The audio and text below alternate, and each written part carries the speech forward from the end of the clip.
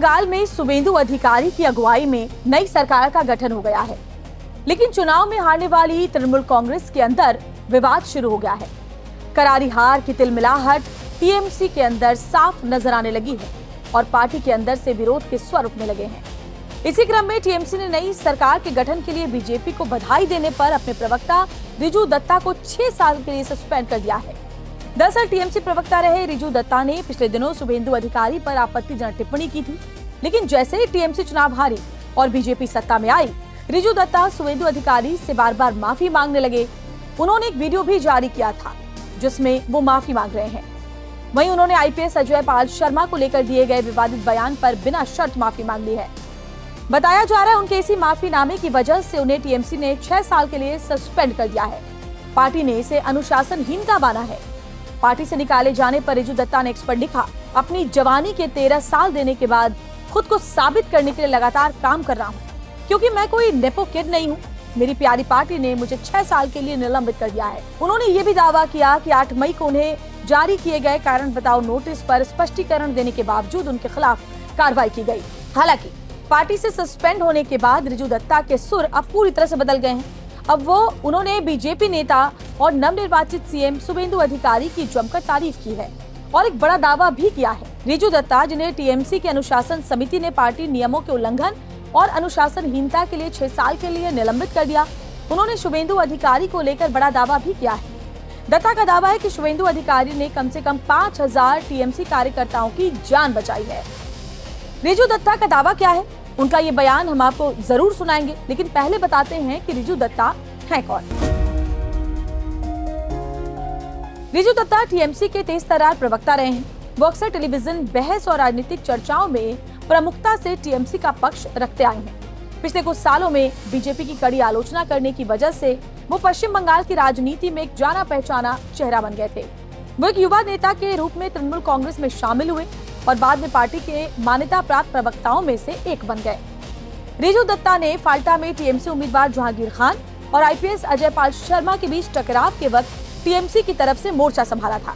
दत्ता ने अजय पाल शर्मा पर बीजेपी के इशारे पर काम करने, निर्दोष लोगों को परेशान करने और रात के अंधेरे में अवैध छापेमारी करने जैसे गंभीर आरोप लगाए थे। 2021 में सोशल मीडिया पर साझा किए गए पीएम मोदी के कथित छेड़छाड़ किए गए वीडियो को लेकर उत्तर प्रदेश में उनके खिलाफ एफआईआर दर्ज की गई थी। अब आपको सुनाते हैं कि शुभेंदु अधिकारी की तारीफ करते हुए रिजू दत्ता ने क्या कहा। देखिए, मैं एक चीज क्लियरली बताना चाहता हूं आपको। देश के इतिहास में, भारतवर्ष के इतिहास में, देश स्वतंत्र होने के बाद अगर 10 पॉलिटिशियन का लिस्ट बनेगा तो उसमें एक नाम ममता बनर्जी का रहेगा। और स्वतंत्र भारतवर्ष के इतिहास के अगर नेता प्रतिपक्ष का नाम लिखा जाएगा तो नंबर 1 ममता बनर्जी का होगा। पर शुभेंदु अधिकारी का सीवी, जो बायोडेटा होता है ना, हर इंसान का तो एक बायोडेटा होता है। तृणमूल में रहने के time multiple time member of parliament, multiple time cabinet minister, central cabinet minister, नेता पक्ष प्रतिपक्ष होने के बाद ममता बनर्जी को, मुख्यमंत्री को नंदीग्राम से हराया और इस बार नंदीग्राम से भी हराया, भवानीपुर से भी हराया। तो उनका सीवी जो है ना, वो और किसी का नहीं है। और जिस राज्य में 3 बार की मुख्यमंत्री ममता बनर्जी है, उनके बाद अगर इस राज्य में किसी का उस चेयर पे बैठने का हुनर या अधिकार है तो वो शुभेंदु अधिकारी है और कोई नहीं है। कोई उनके आसपास भी नहीं है। जब वो टीएमसी में थे तब वो रेड रोड पे पीडब्ल्यू टेंट में बैठते थे। तब तो मैं प्रवक्ता भी नहीं था, एकदम रोड साइड कैडर था। मैं जमीन से उठा हूं आज यहाँ पर। मैं फ्लैग लगाता था। तब मैं जब उनके पास जाता था ना, वो इतने मोटे मोटे फिश फ्राई खिलाते थे मुझे, इतने मोटे मोटे। उसके बाद मैंने उनको अटैक किया, नंदीग्राम में खड़ा होकर उनको अटैक किया, क्योंकि मेरे को लॉलीपॉप दिखाया गया था टिकट का और मेरे को बोला गया था कि करो, व्यक्तिगत आक्रमण करो। फिर भी मैंने नहीं किया है, बट जितना किया है प्रवक्ता के तौर पे किया है। इसलिए मैंने अपने वीडियो से भी उनको बोला कि वोट के दौरान, प्रचार के दौरान अगर आपको मैंने व्यक्तिगत कटाक्ष किया है तब मैं इस चीज को लेकर माफी मांगता हूं और इसमें तो कोई गलत बात नहीं है। और मैं ये भी बोलूंगा, शुभेंदु अधिकारी मुख्यमंत्री बन के 2 दिन हुआ है, सिर्फ 2 दिन, बट इस 2 दिन के अंदर उन्होंने कम से कम 5,000 तृणमूल कांग्रेस कर्मी का जान बचाया उन्होंने। पूछिए कैसे? मुख्यमंत्री शपथ लेने से पहले 6 तारीख को उनके पीए को गोली मार दी गई, एकदम सिनेमा स्टाइल में, जैसे हम लोग वेब सीरीज नहीं देखते मिर्जापुर वगैरह, सिनेमा स्टाइल में उनके पीए को गोली मार दी गई। अगर उस दिन हॉस्पिटल से निकल के शुभेंदु अधिकारी बोलता कि अभी बदला होगा बंगाल में, उस रात को 5,000 तृणमूल कर्मी का खून हो जाता बंगाल में। शुभेंदु अधिकारी निकल के बोला कोई कानून अपने हाथ में नहीं लेगा, हम इस मैटर को देख रहे हैं, आप लोग शांति बना के रखिए।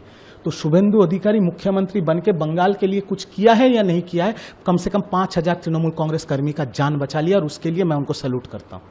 आगे एक बंगाली के तौर